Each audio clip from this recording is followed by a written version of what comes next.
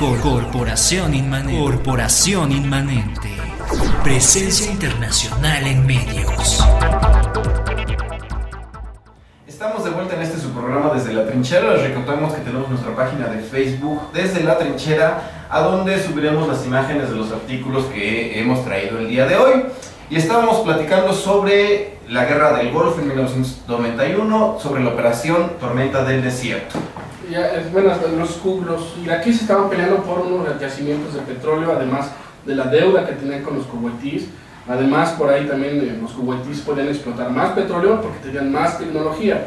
Como ellos no se habían desgastado en la guerra, pues habían invertido su dinero en tecnología y podían extraer más petróleo. Y también por ahí llega una negociadora, una norteamericana, que no muy brillante, que finalmente la castiga de una forma fea. Y cuando Saddam Hussein habla con ella y le dice, bueno, es que pues hemos pensado esto, ¿qué pensaría Estados Unidos si nosotros invadimos a nuestro vecino Kuwait por esto y este motivo? Y esta señora, en lugar de decirle, no, pues lo vamos a apoyar y no lo vamos a permitir y vamos a defender a los kuwaitíes, dice, no, pues en Estados Unidos no haría nada, ahorita estamos metidos en otros rollos, nosotros no vamos a meter nuestra cuchara. Y entonces Saddam Hussein lo toma como un visto bueno, como una luz verde, y pues de repente invade Irak, invade Kuwait, perdón. Y entonces, esto pasa el 2 de agosto de 1990, Irak invade Kuwait. Ellos lo ocupan de una manera muy rápida. El ejército iraquí en esta época pues era un ejército que estaba muy entrenado, que tenía muy experiencia, venía de una guerra contra Irán, tenían material muy bueno, ellos eran suministrados por los soviéticos, tenían tanques T-72, tenían MiGs, tenían todo lo mejor del armamento, y ocupan el Kuwait en 48 horas o menos. Y entonces, cuando Saddam Hussein invade Kuwait, su idea era que sí, todas las Naciones Unidas iban a reclamar porque Irak había invadido Kuwait, pero él jamás pensó que fueran a tomar medidas en contra de él, ¿no? Porque él contaba mucho con eso de que como tenía muchos años que los Estados Unidos habían perdido la guerra de Vietnam, él estaba muy seguro, y aparte de estos comentarios que había dicho esta mujer, que los estadounidenses no iban a meter su cuchara, que no iban a hacer la guerra, y que como tal le iban a decir, ay pobrecito, no vuelvas a hacer eso, pero le iban a dejar las manos libres. Invade Kuwait y de inmediato se pone en marcha las Naciones Unidas bajo el mando, el control de los norteamericanos, que hablan con Margaret Thatcher. George Bush padre habla con Margaret Thatcher y de inmediato se ponen de acuerdo en que tienen que tomar las medidas necesarias, porque una vez que Irak ocupa Kuwait, ellos ya tienen el control del 20% de la producción mundial de petróleo. Y obviamente esto no es algo que a los Estados Unidos pues les guste mucho la idea, ¿no? Que una sola nación controle el 20% de la producción de crudo de todo el mundo. Sí, el ejército iraquí era el cuarto ejército más grande del mundo, el más poderoso. La fuerza aérea iraquí era la sexta fuerza aérea más poderosa del mundo. Y sí es cierto, los iraquíes tenían experiencia, pero también es cierto que la guerra Irán-Irak había sido una guerra de trinchera relativamente a distancia, donde no se movieron casi de sus fronteras, hubo algunos intentos de ataques, hubo batallas aéreas entre los dos bandos interesantes, pero en realidad no pasó de eso. Realmente sí tenían buen equipo, pero no tenían así un desarrollo tan aplastante de sus tácticas o de sus métodos o de sus comunicaciones, porque realmente la guerra que ellos habían librado pues era una guerra muy sencilla, no era una guerra como la que iban a enfrentar unos meses después.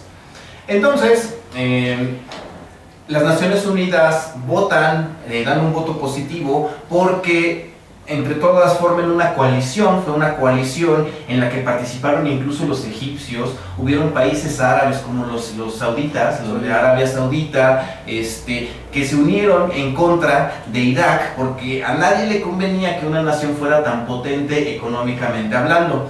Entonces forman una coalición, empezado todo el 2 de agosto, y para noviembre ya empiezan a arribar todas las tropas, que se arremolinan, que se juntan en países como Arabia Saudita, que empiezan a rodear para que eventualmente le ponen un límite, le ponen una fecha límite a Irak para que abandone Kuwait.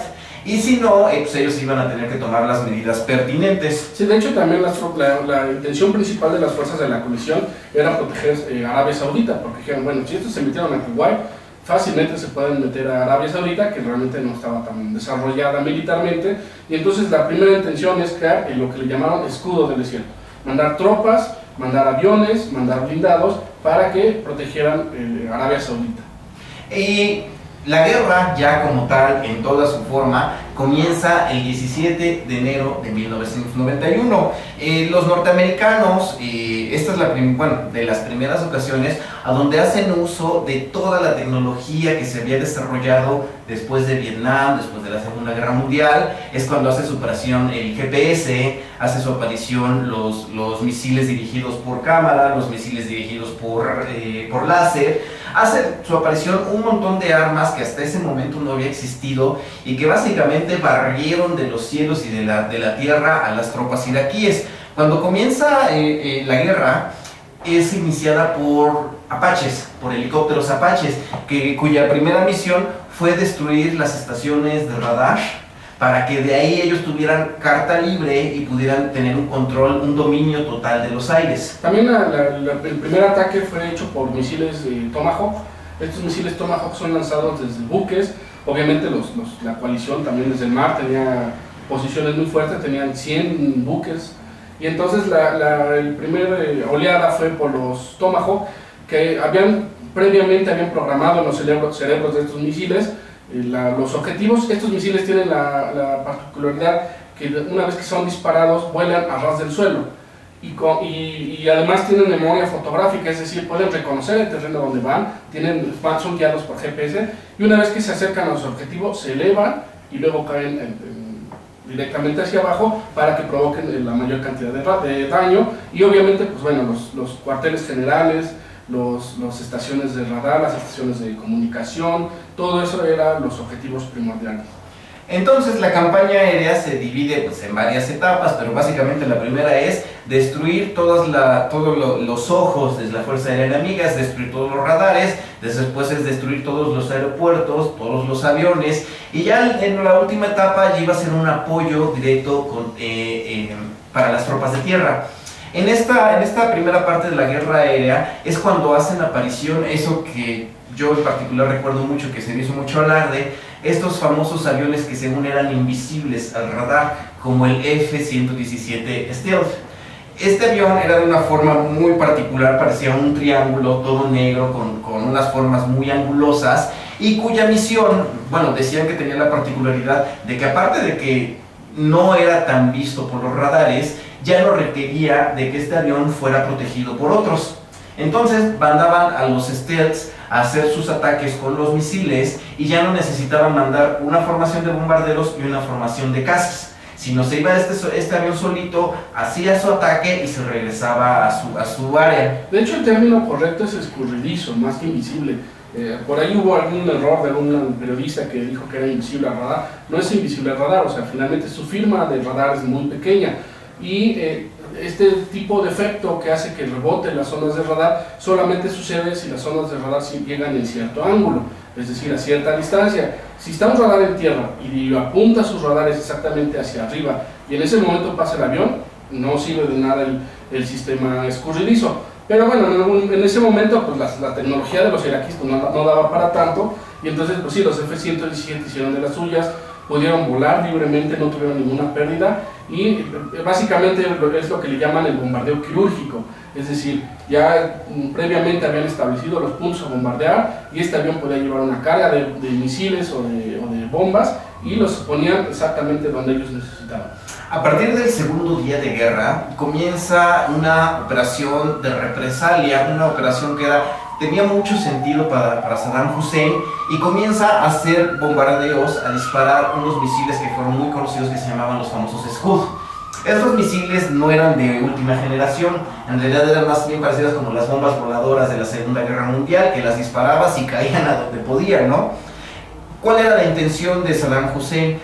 La intención de Saddam Hussein era bombardear a Israel para que Israel declarara la guerra a Irak, y una vez que que le declararan la guerra a Irak, obviamente habían, como les decíamos, muchas naciones árabes que estaban apoyando a la coalición.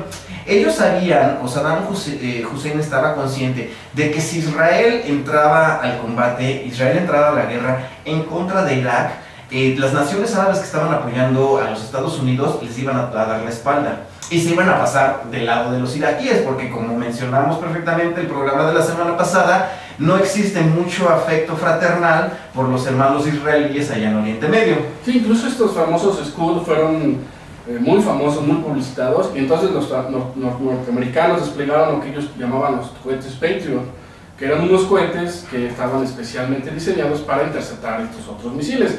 Pero realmente en la actualidad se ha discutido mucho acerca de la utilidad. Se habla de que en realidad los Patriot tuvieron una eficacia del 1%, realmente era más bien la idea de crear una estabilidad emocional en los iraquíes. Realmente los Patriot no sirvieron para nada, y el único misil que según interceptaron y que lograron destruir fue más bien porque ya iba dañado el misil y estalló en el aire, pero en realidad no fue el Patriot como tal. Entonces sí, realmente se ha cuestionado mucho acerca de que en realidad fue una arma propagandística, los famosos misiles Patriot. Pero debemos recordar, bueno, yo me acuerdo como era yo bastante joven, yo recuerdo mucho que como se le hacía mucha publicidad, ¿no? Los patriotas destruían a los Scuds, eran armas infalibles, y Scud que veían, el patriota lo destruía de inmediato, y bueno, decíamos que fue una guerra televisada, todos estábamos pendientes de qué era lo que pasaba. Lo que sucede es que después de que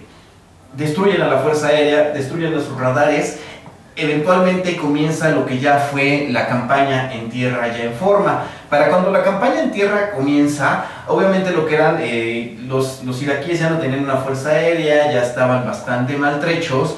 Comienza la campaña en tierra, y lo que más se recuerda de esta campaña en tierra fue el papel preponderante que tuvo un famoso tanque que se llama el M1 Abrams. El Abrams en ese momento era de los más avanzados tecnológicamente. Tenía visión nocturna, tenía visión térmica,